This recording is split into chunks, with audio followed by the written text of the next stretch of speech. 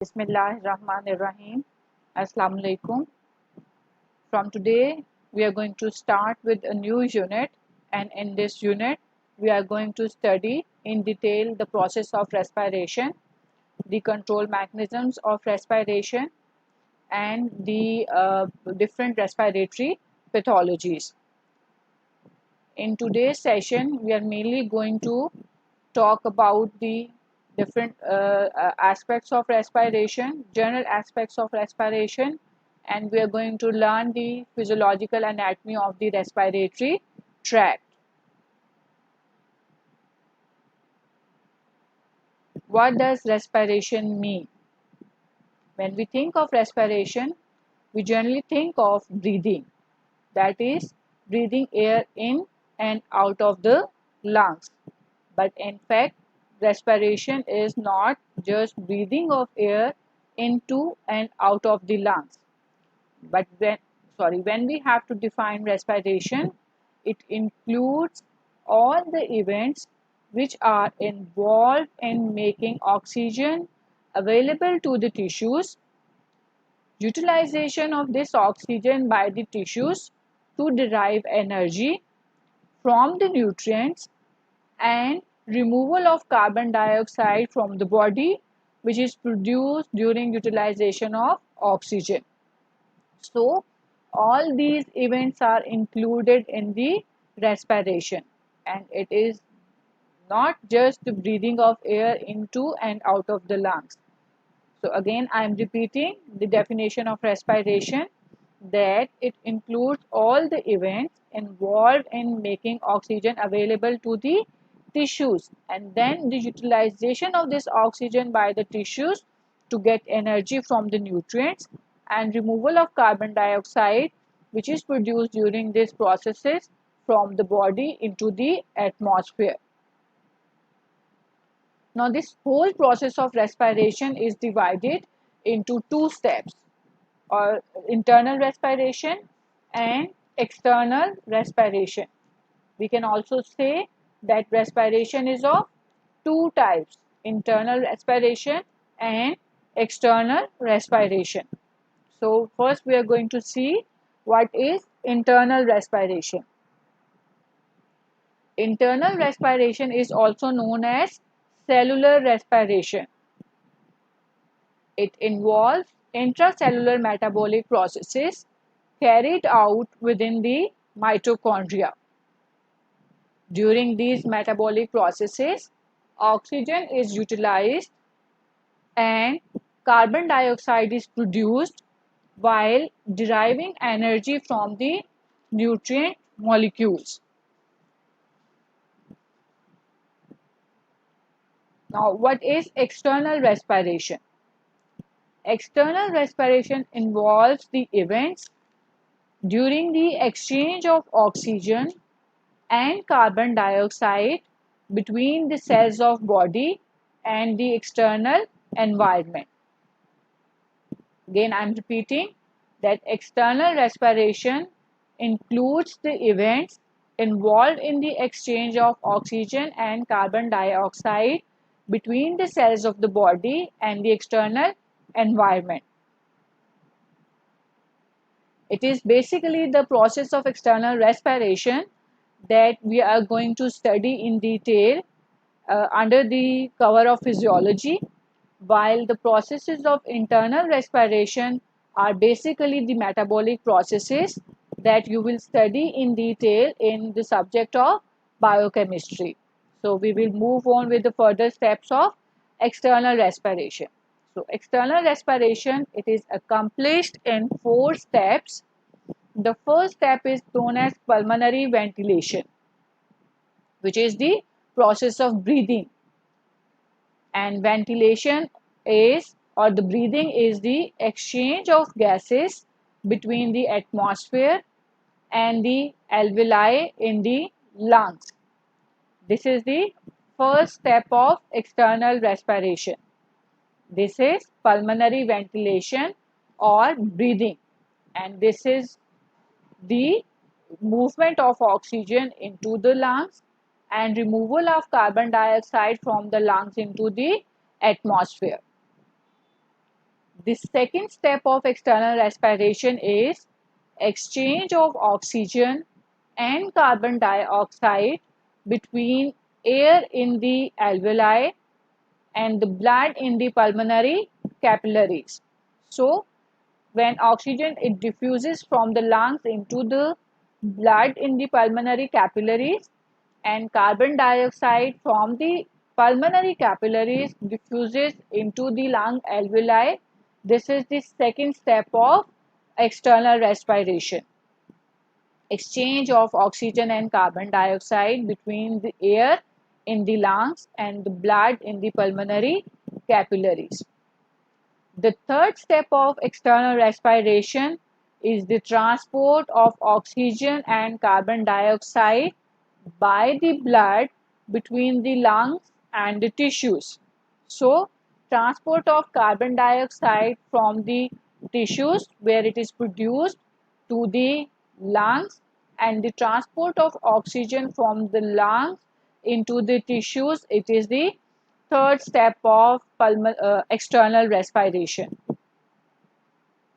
The fourth step of respiration is the exchange of oxygen and carbon dioxide between the blood in the systemic capillaries and the tissues of the body.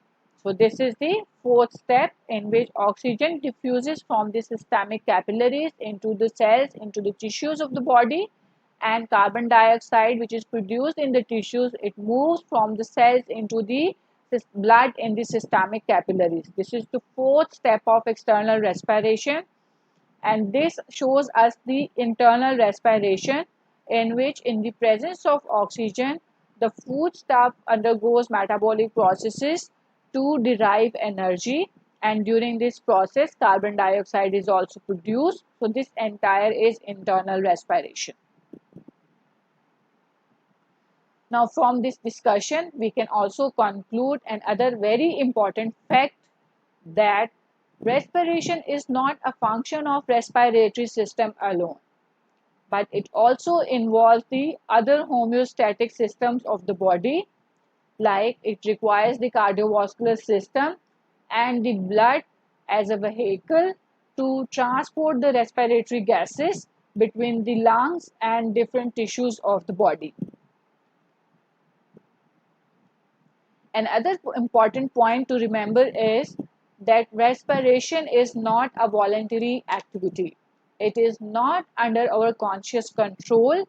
Instead, the process of respiration is automatic and it is regulated by the respiratory control centers present in the brain stem, and these respiratory control centers receive inputs from the peripheral receptors, and according to the inputs to the respiratory centers, the respiratory activity is regulated. Now we will start with the physiological anatomy of the respiratory system, and we are going to see the parts of respiratory system or the parts of respiratory tract. Now, respiratory tract is divided into an upper respiratory tract and a lower respiratory tract. Now, this diagram shows us upper and the lower respiratory tract. The upper respiratory tract is formed by the nasal cavity, pharynx, and larynx. So, these are the parts which are included in the upper respiratory tract. Now, trachea, bronchi, and the lungs are the parts of respiratory tract which are included in the lower respiratory tract. Again, I am repeating that the respiratory tract can be divided into an upper tract and a lower tract. The upper respiratory tract includes the nasal cavities, pharynx, and the larynx, while the lower respiratory tract includes the trachea, bronchi, and the lungs. So here this is the nasal cavity, this is the pharynx, then this is larynx, this entire tube, green colored tube, this is trachea, these are the bronchi entering into the lungs, and these are the smaller branches of the bronchi, and these are the lungs themselves. Now we are going to talk about the upper respiratory tract in detail. As we just discussed, that the upper respiratory tract includes the nasal cavities. Here you can see the nose or the nasal cavity, pharynx, and then the larynx. So here in this diagram you can see all three parts of the upper respiratory tract. Now anterior opening of the nasal cavity is known as nares. I am repeating that anterior opening of the nose is known as anterior nares, and nasal cavity, this is the nasal cavity. Nasal cavity is the internal space of the nose, and this is divided into two parts, the vestibule and the nasal cavity proper. Again I am repeating that nasal cavity internally is divided into two parts, the nasal vestibule and the nasal cavity proper. Now this is the nasal vestibule, which is the anterior or the front part of the nasal cavity. The nasal vestibule is lined by the skin, hair follicles, and it has large number of sebaceous glands. Inside of the nasal cavity is divided into two halves by nasal septum. Nasal septum is present in the middle and it divides the nose internally into two nasal cavities. And at the posterior part, the nasal cavity, it is continuous with it opens up into the pharynx by posterior nares. The lateral wall of the nasal cavity, this is the lateral wall of the nasal cavity which is being shown here. The lateral wall of the nasal cavity, it has bony projections. Here you can see the bony projections present in the lateral wall of the nasal cavity. These bony projections are known as concha. Concha is a singular and plural is conchi. So, in each nasal cavity, we have a superior, middle and inferior conchi. These shelf-like projections, they are meant to increase the surface area within the nasal cavity. These bony projections are lined by soft tissue and the mucous membrane and are also known as turbinates. So, we can say these are superior, middle and inferior turbinates. Much of the nasal cavity is lined with respiratory epithelium, which is known as nasal mucosa, and this nasal mucosa is rich in mucus secretory glands. Now this nasal cavity leads to the next part of the upper respiratory tract, which is the pharynx. Now pharynx is divided into three parts. The first one is nasopharynx, which lies behind the nose. The second part is oropharynx, which lies behind the oral cavity. And the third part is laryngopharynx, which lies behind the larynx. The function of the pharynx is to conduct the air from the nose to the larynx. Larynx is the third part or the last part of the upper respiratory tract. It is also known as voice box. The opening of the larynx is known as glottis. This is the opening of the larynx, and this is known as opening. This opening is known as glottis. The contraction of the muscles in the wall of the larynx the contraction of the muscles in the wall of the larynx can cause this opening to remain open or closed. There is also a lid-like covering which is known as epiglottis, and this can cover over the glottis. During process of breathing, the glottis is open and air from the pharynx moves into the larynx. But during process of swallowing, the glottis is closed. Moreover, epiglottis also covers the opening of the larynx so that the food does not enter into the respiratory tract.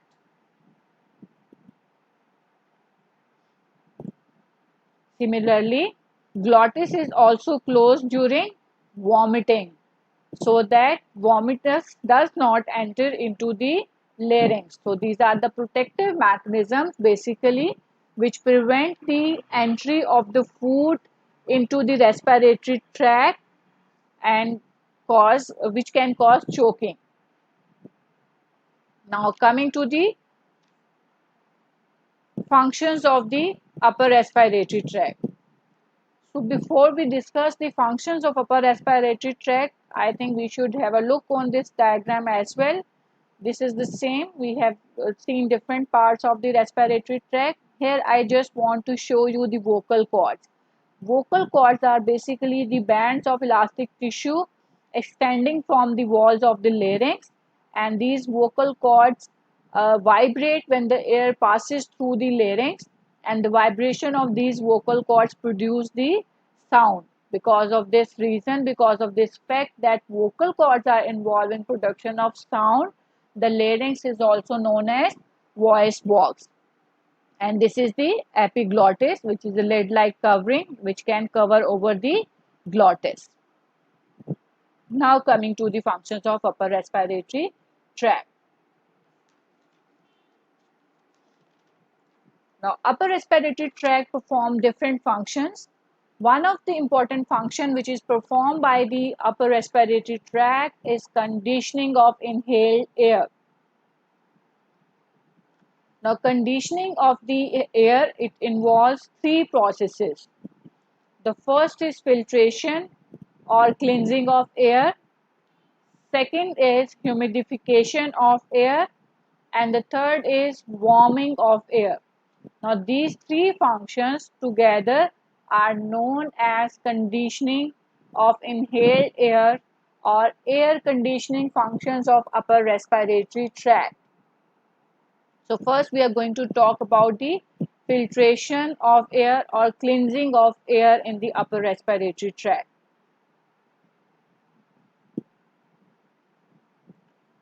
The hairs which are present in the nostrils and the layer of mucus lining of the nasal mucosa filter off the large particles, preventing their entry into the respiratory tract.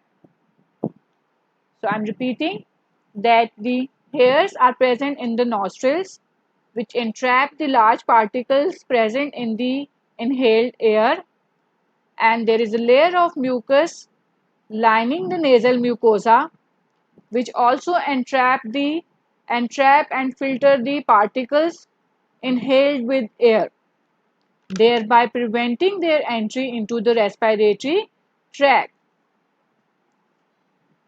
Now this function is performed, or we can say that this function is facilitated because of low flow rate of air in this part of the respiratory tract and because of turbulence of air in the nasal cavities. The turbulence of air in the nasal cavities is provided by the nasal turbinates. So the two factors, the low flow rate, that is the low flow rate of air, and turbulence of air caused by the turbinates provide an ideal situation for deposition of particles into the mucus lining the nasal mucosa. This deposition of particles into the nasal mucosa is known as turbulent precipitation. Now, each time when the air strikes these obstructions, that are the turbinates, it changes its direction. This is turbulence, change in the direction of air when it strikes the turbinates. But the particles which are present in the air, because of their inertia, cannot change their direction rapidly, and they will continue in the same direction, and they will hit the surfaces of the turbinates. And when they hit the surface, they are entrapped in the mucus which is lining these surfaces. So this is the mechanism of turbulent precipitation. Now turbulent precipitation is very effective in removing the larger particles greater than 6 micrometer in size. Now those particles which are small, ranging in size from 1 to 5 micrometer, they settle down in small airways like in bronchioles due to gravitational precipitation. So we can say that there are two types of precipitations. There is turbulent precipitation and there is gravitational precipitation. Turbulent precipitation for entrapment of the particles in the air occurs in the upper respiratory tract, and gravitational precipitation for settling of small particles ranging in size from 1 to 5 micrometer occur in the lower respiratory tract, mainly in bronchioles.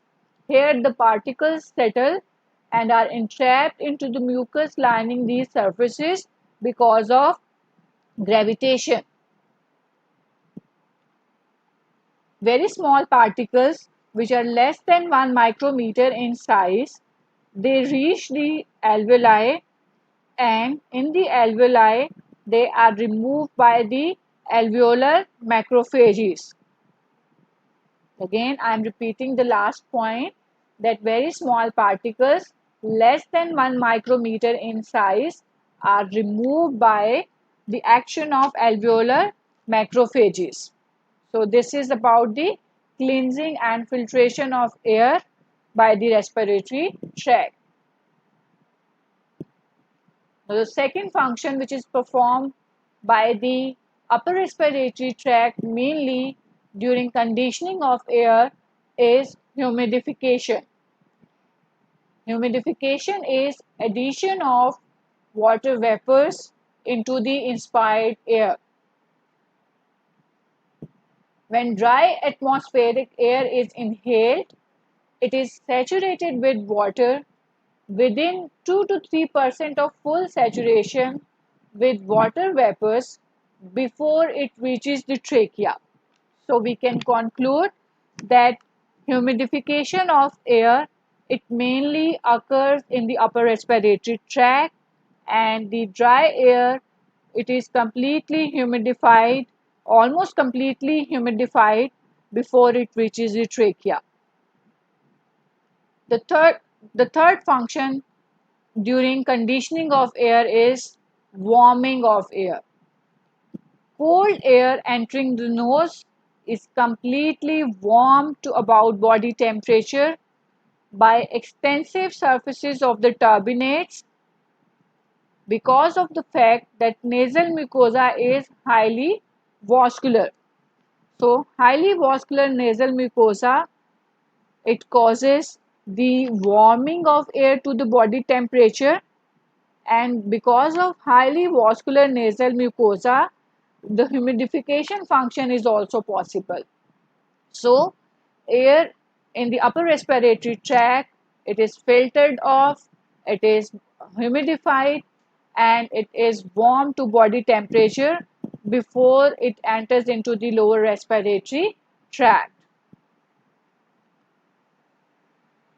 The secretions of the upper respiratory tract also have antibodies, lysozymes, and interferon.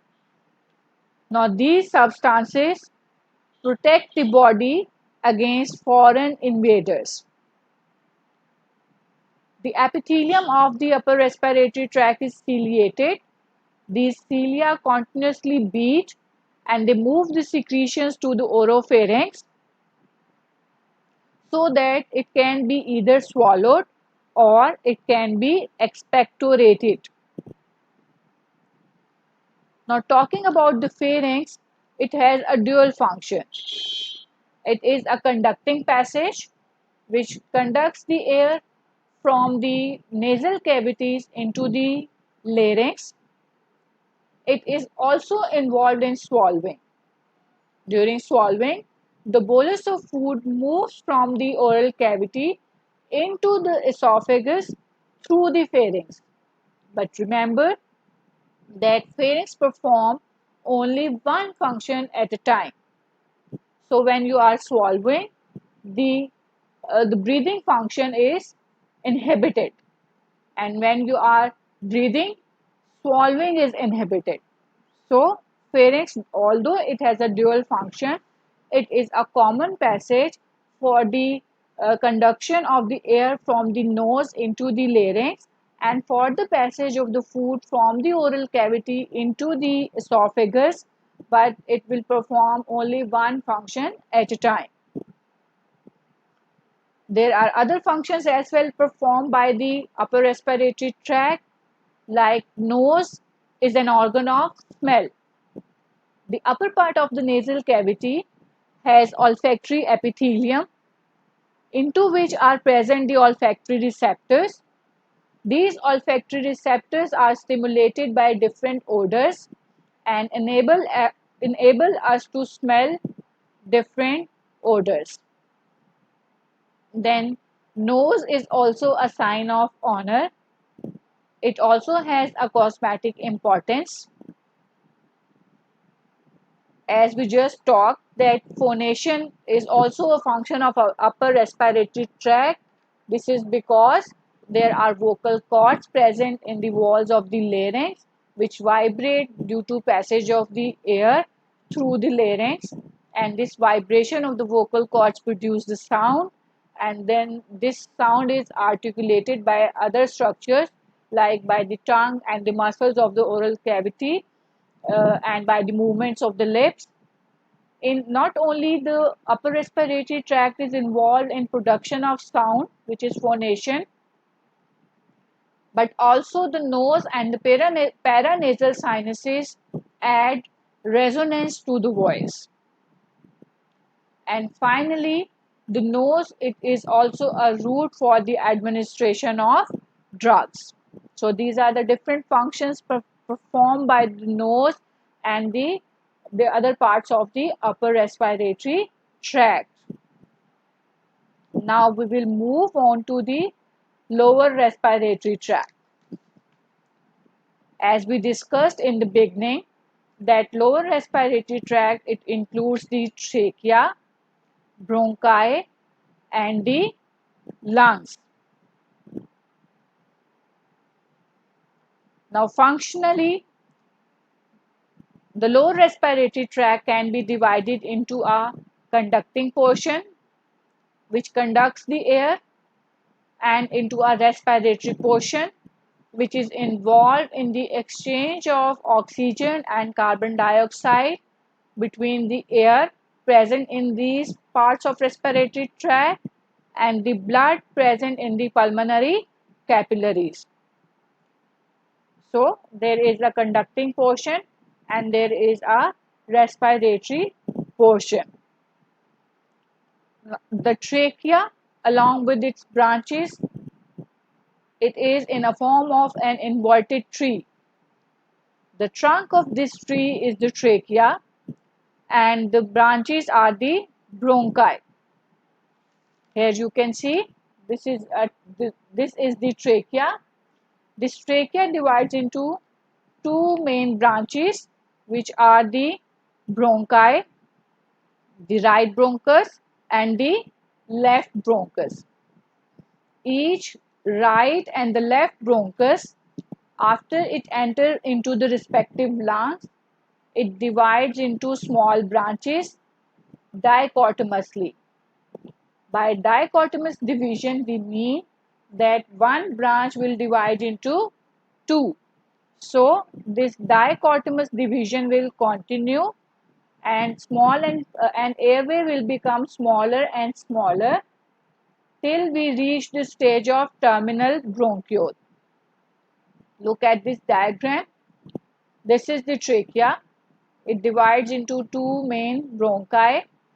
Then each bronchi are going to divide dichotomously into smaller and smaller airways. So as these divide, the airways become smaller and smaller till we reach the stage of terminal bronchiole. Now terminal bronchioles have a diameter of about 1 millimeter. It takes trachea to divide 16 times to reach the stage of terminal bronchioles. Again, I am repeating that it takes the trachea to divide 16 times to reach the stage of terminal bronchiole. Now, the portion of the lung which is supplied by each terminal bronchiole is known as acinus. So, this entire is an acinus, which is also known as the respiratory unit. This is because of the fact that these parts of the airways are involved in exchange of gases between the air and the blood present in the pulmonary capillaries. Now the breaking of the terminal bronchiole into the alveoli, which are the terminal parts of the lungs, involves 7 divisions. You can see here 1, 2, 3, 4, 5, 6 and 7. So, for a terminal bronchiole to reach the stage of the alveolus, the plural is alveoli, it takes about 7 divisions.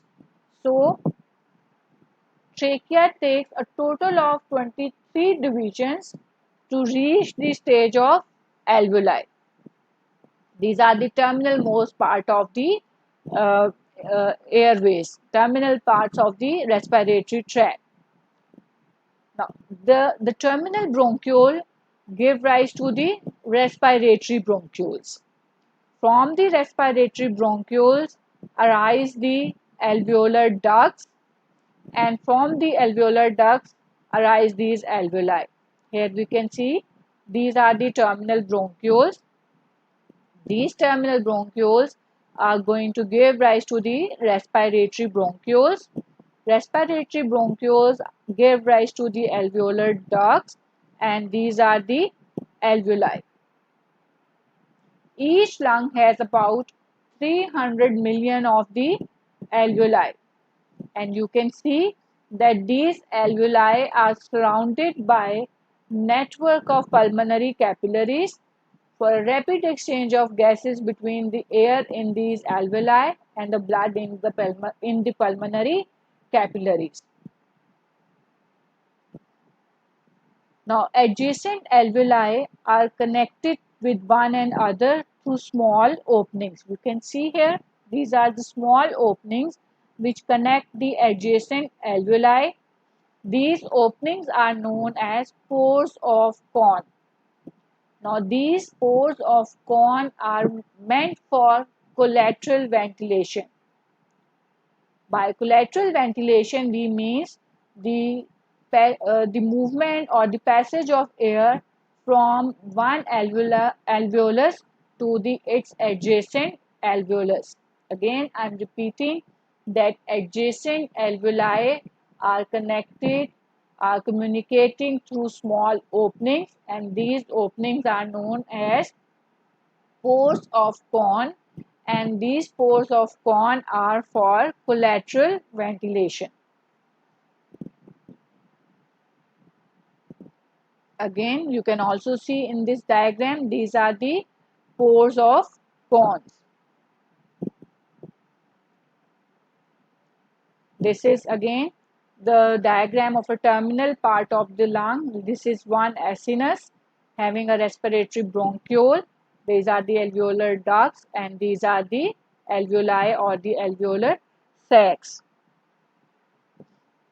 And this diagram shows you that there is a network of pulmonary capillaries surrounding the terminal parts of the lungs. Now we will discuss a few histological characteristics of the lower respiratory tract. Now trachea is a cartilaginous tube. You can see this is a cartilaginous tube which is rigid. The cartilages present in the wall of the trachea are C-shaped, and a band of smooth muscles is present between the posterior ends of the C-shaped cartilages. As the trachea or the airways as the trachea divides into bronchi and the bronchi further continue to divide, they become smaller. And as the airway becomes smaller and smaller, the amount of cartilaginous tissue in them decreases, and the amount of smooth muscles in their wall increases. So, the smaller airways like bronchioles have a large amount of smooth muscles in their wall, and these smooth muscles are innervated by the autonomic nervous system, both the sympathetic and the parasympathetic divisions, so that the diameter or the size of these smaller airways can be changed through the stimulation of either the sympathetic or the parasympathetic division of the autonomic nervous system. Now, as the bronchioles further divide and they give rise to the respiratory bronchioles and to the give rise to the alveolar ducts, now the amount of smooth muscle decreases. And when the stage of alveoli is reached, the walls of the alveoli do not contain smooth muscles. Instead, they have only a single layer of epithelium. Now, epithelium of the respiratory tract is ciliated, and it has a layer of mucus which is secreted by the mucus glands. This mucus is meant to entrap these small particles present in the air by gravitational precipitation that we have already talked about. And cilia also continuously beat towards the pharynx to propel the mucus upward into the pharynx, from where it can be expectorated or it can be swallowed. Now, alveoli are lined by a single layer of epithelial cells, as I just told you. Now, the alveolar epithelial cells are of two types: type 1 alveolar epithelial cells and type 2 alveolar epithelial cells. Type 1 alveolar epithelial cells are also known as type 1 pneumocytes, and type 2 alveolar epithelial cells are also known as type 2 pneumocytes.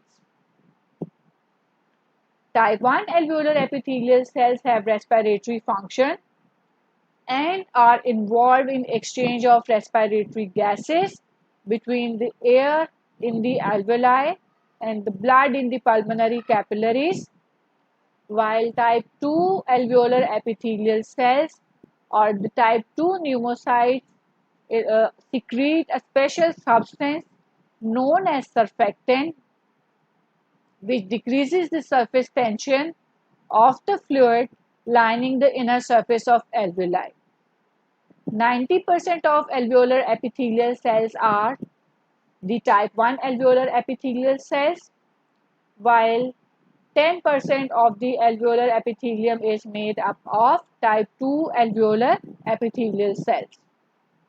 So with this, we have finished the structure of the respiratory tract, that is both the upper respiratory tract and the lower respiratory tract. Now we will briefly discuss about the thoracic cavity, because lungs are present within the thoracic cavity. Now superiorly, this thoracic cavity is enclosed by the neck muscles and the connective tissue, and inferiorly the thoracic cavity is bounded by the diaphragm, which is also an important muscle of inspiration. The outer chest wall of the thoracic cavity is formed by the sternum anteriorly, then we have the ribs, and posteriorly we have the vertebral column. So this is the thoracic cavity into which the lungs are present. Superiorly, this thoracic cavity is enclosed by the neck muscles and the connective tissue. Inferiorly, you can see here, this is the diaphragm, which separates the thoracic cavity from the abdominal cavity. Anteriorly, we have the sternum. These are the ribs, and posteriorly, these ribs are attached to the vertebral column. Here you can see also the muscles. These are the muscles of respiration, and the muscles of respiration, including the diaphragm and the other muscles of respiration, we will talk about in detail in the next lecture. And that's all for today's session. Thank you for your listening.